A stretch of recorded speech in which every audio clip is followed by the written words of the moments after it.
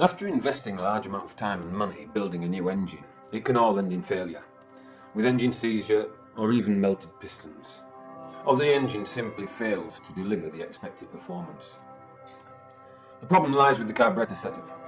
Each different engine requires a different carb setup. For stock engines, these are determined in the factory test lab, but for a modified engine, the builder has no way of knowing what the correct carburetor setup should be, and without understanding the tuning procedure, the correct setup is never achieved. In this video series, we're going to provide that tuning procedure to learn how to safely tune a carburetor for a modified engine and gain maximum performance.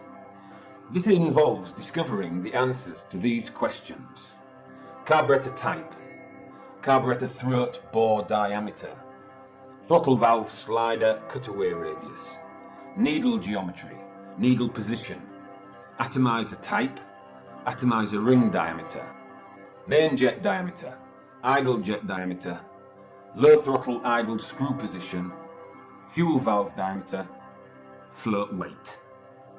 If all these questions are answered correctly, the engine will deliver its performance and you'll fly. If any of the questions are answered incorrectly, the engine will fail to deliver or simply fail. The task is made more difficult because each component modifies the effect of other components by varying degrees. This means that there are effectively an infinite number of possible setups. How can we even start to make choices? We need a fuel map that can guide us. This is determined by the needle and atomizer. But the fuel map options are hidden in an incomprehensible catalogue of numbers and dimensions.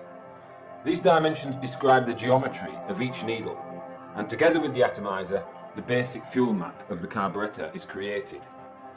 But we've never been able to see this map, and without it, carburetor tuning has always been a fog of confusion. However, that has all changed. A new software has been developed that calculates every available fuel map for a carburetor. For the first time outside of the factory testing labs, the engine tuner can examine in detail the fuel delivery curve of their carburetor. This transforms and simplifies the tuning process. We can see the exact throttle position when the needle taper is hit. Problems can be identified according to throttle position. Modification can be planned in advance by running multiple simulations. If we want to lean the fuel mix in mid-throttle and increase the richness at a higher load, the fuel map can be first designed in a virtual environment, perhaps weakening further across the entire throttle range. Areas of the fuel map can be isolated. The low throttle region can be fixed so that our low throttle settings aren't changed. Only the taper is being tested, so any change in performance is solely due to the taper. There is no confusion. The brain is free to focus on all phases of the carb and the different fuel flow modifiers that are applied to the map. Tuning a carburetor is no longer a black art derived from decades of experience. Anyone can now rapidly learn how to tune a carburetor. There is a strict procedure that must be followed, but this will be explained in the coming videos, along with an understanding of each of the carburetor components and how they affect the fuel flow. If the correct tuning procedure is followed, the beginner will be able to safely and successfully tune the carburetor to extract maximum performance from their engine. You will need the needle carb fuel mapper. Without it, you have no chance of understanding your carburetor. You can download it from fuelmapper.com and learn to use it over the course of this video series. Links are in the description.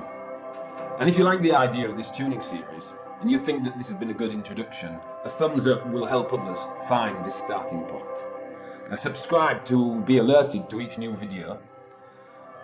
Next up, we look at carburetor selection. Keep watching to view the software.